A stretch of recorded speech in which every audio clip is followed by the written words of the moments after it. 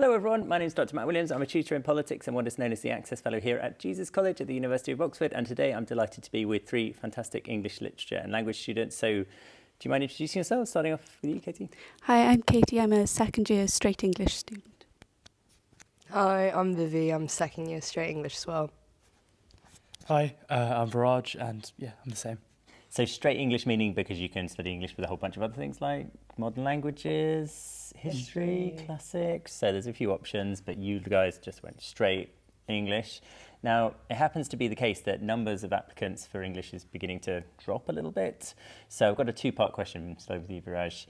Why do you think that is? And why did you buck that trend? Why did you apply for English? I feel like a lot of people are kind of worried about subjects like English or history or the humanities in general because, you know, there's this sort of implicit desire to do something numerical because you think it'll be more employable. But I felt like personally myself, even though I was, you know, on that train for a long time, once you realise when you do something you enjoy and do something you can really get into and, you know, sort of, we all love English. And I think that comes out at the end of university and something way more employable than forcing yourself to do something that, you know, you thought would be better, but you haven't put your full heart and soul into.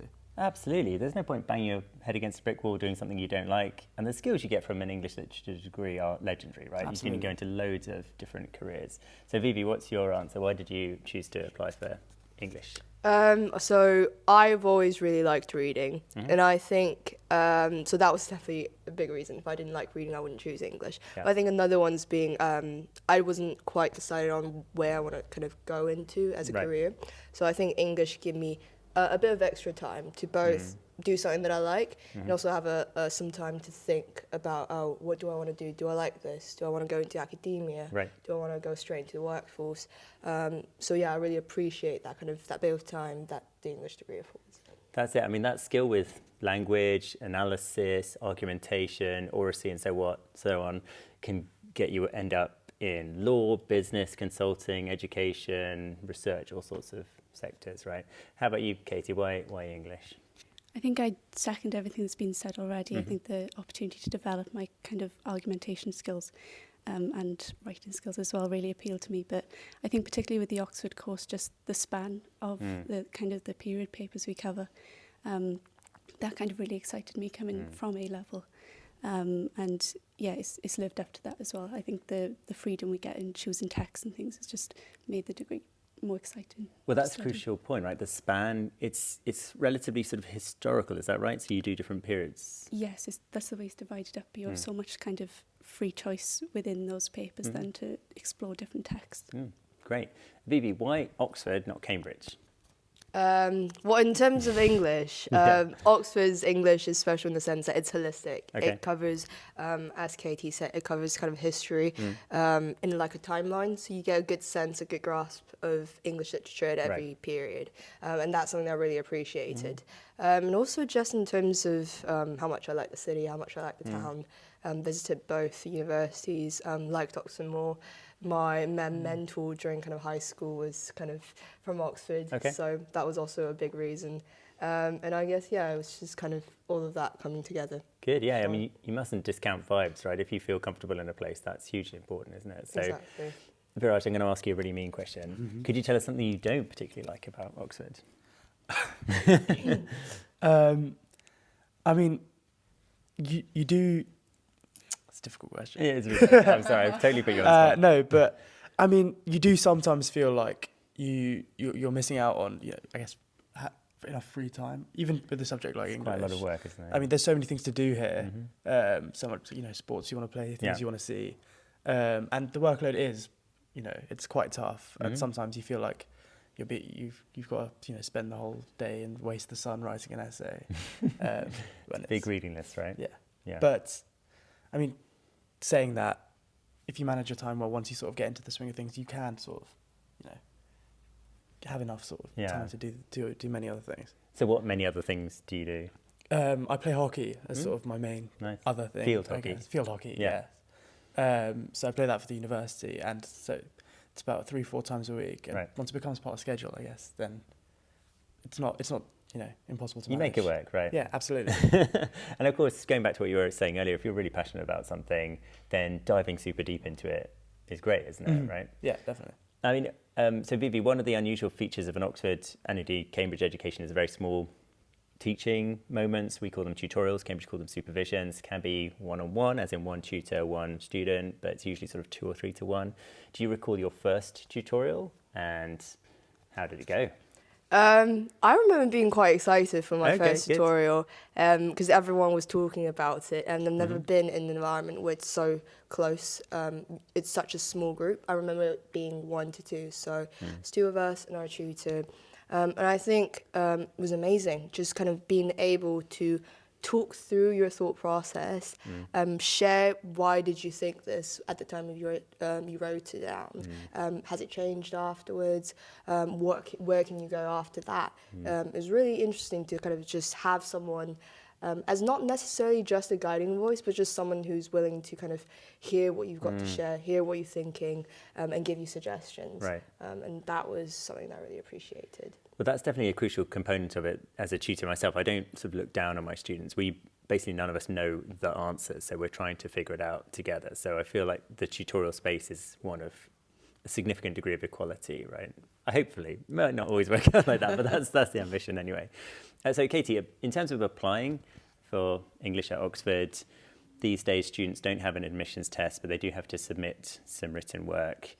But more generally, thinking back to when you were sort of 15, 16, is there anything you did then or anything you might advise people do then that could help them be competitive?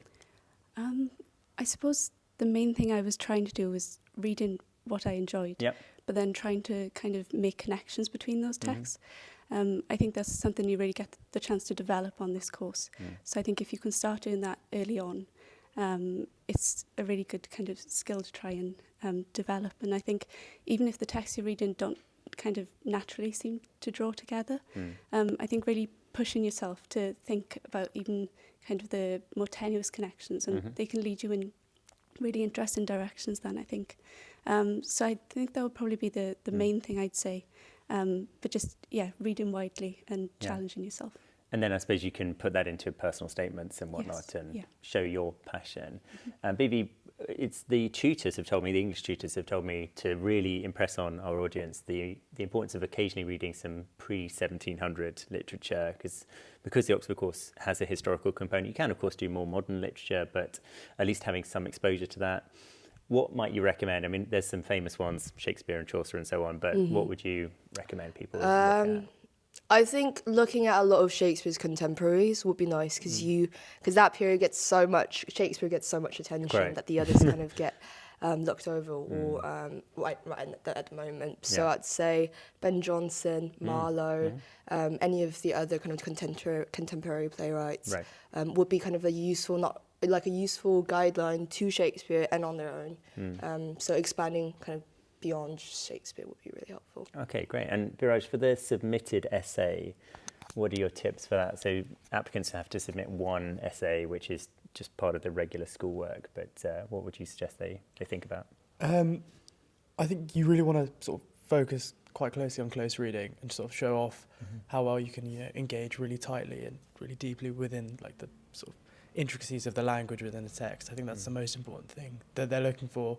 And also to, be creative, write about something that you're really interested in, but also that might be a little bit outside the box or something that's, slightly different to what you're doing in your, A-level or equivalent schoolwork. Okay, and it has to be marked by your teachers, but there's lots of guidance online, so there's nothing to be too worried about.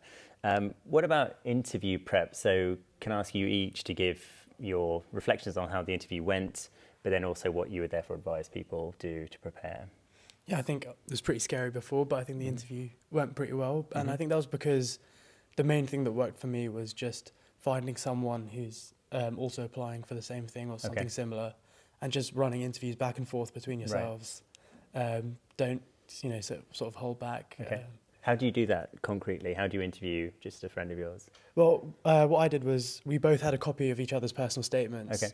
And you sort of comb through it, look at things that, jump out at you, look at things that might be a bit tenuous, and just make sure that they're prepared for sort of any angle that can be brought against them. Mm-hmm.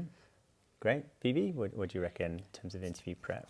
I think the most important thing is to learn to be able to think loudly, being able to voice your thoughts out. It seems quite easy, but when you actually do it, it's counterintuitive because you tend to come up with a conclusion, tell your conclusion first, rather than speak as you're thinking. Right. But I think that's something that's really useful because then you could work your way through with whoever's interviewing you in an interview. And I guess just having both kind of depth and scope when you're preparing for the interview. So be able to expand, having a general knowledge of what you're talking about, but also being able to kind of go into something very closely and deeply. Great. And Katie, what do you reckon? Yeah, I was lucky that my college lecturers did kind of a practice interview with me. So kind of challenging some of the ideas in my statement.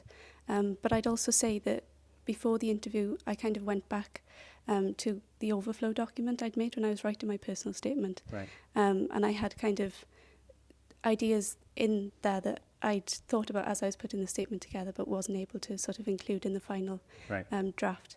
And I think that was helpful because it gave me kind of a broader range of ideas to bring up in the interview. And the tutors were really encouraging in terms of they kind of guided the discussion, but then I had the opportunity to bring up some of those ideas. Right.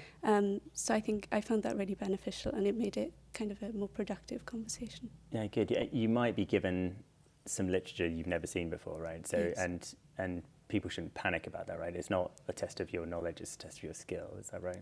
Yes, definitely. I think I had a poem sent through. I think it was about 10 minutes before the interview. Okay. And all I'd say is just pick out things that you find interesting. I think that's the kind of the place to start. And I think that's the first question that was kind of asked in the interview. Right. So yeah, I think don't be overwhelmed with going straight in with a close reading. Try and get kind of a first impression of the poem or the excerpt you've been given. And yeah, it can be a really kind of fun discussion when you start picking up on those details then that perhaps the tutors guide you towards. And that can really open up the text, I think, Nice. within the discussion. Yeah. Great, thanks for that. Okay, lastly, book recommendations. What's a book that's changed your life? Ooh, it's a difficult one. I'd probably say Virginia Woolf's The Waves. I think that really changed the way I thought about narrative. And yeah, it's a challenging text, so it's one to spend time with, but yeah, I'd highly recommend. Nice. Phoebe? Just choosing one book right on top of my difficult, isn't head. it? Yeah, I would say maybe Catch-22 by Joseph Headlam. Oh, yeah. It's a very interesting read. I was kind of lost up until the very end, but it's a very nice reread as well. So That's one I've read, so I'm glad you chose that, and it's very political as well. It is. Right. I'd go for Waverley by Walter Scott. It's sort of known as one of the first novels and a really good introduction to quite an exciting period in the Romantic period. And it's just a story with characters that hook you from the start. Fantastic. That's all you really need. Thanks very much. Okay. Thank you. Thanks, everyone. Bye now.